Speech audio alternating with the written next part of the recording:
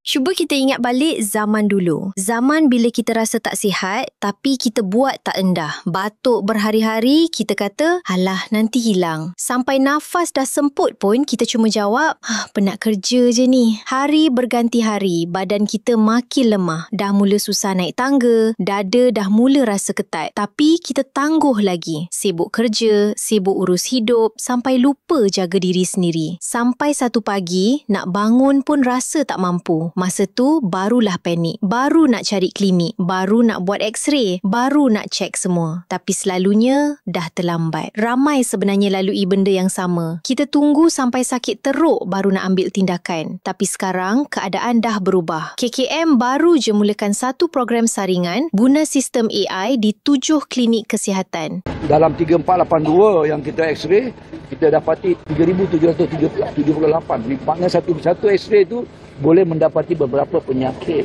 Dalam masa 2 bulan program ini dijalankan, lebih 3,400 X-ray dibuat. AI kesan 229 kes ketumbuhan pada paru-paru dan daripada itu, doktor sahkan 22 kes kanser paru-paru dapat dikesan awal. Bayangkan, 22 orang yang mungkin tak tahu apa-apa tapi dapat peluang kedua sebabnya cek lebih awal. Dr. Zul kata, pendekatan berasaskan teknologi ini membolehkan kita melaksanakan saringan secara lebih bersasar, terutamanya kepada perokok tegar. Kita mahu kurangkan beban doktor dan paling penting, selamatkan nyawa. Jadi kalau rasa badan tak sedap, batuk tak berhenti atau nafas lain macam, jangan tunggu sampai terlantar. Terus cek. Jangan sebab kita tangguh, kita menyusahkan orang lain. Sebab kadang-kadang, keputusan kecil hari ni boleh selamatkan seluruh hidup kita. Dua nikmat yang manusia kerap lupa.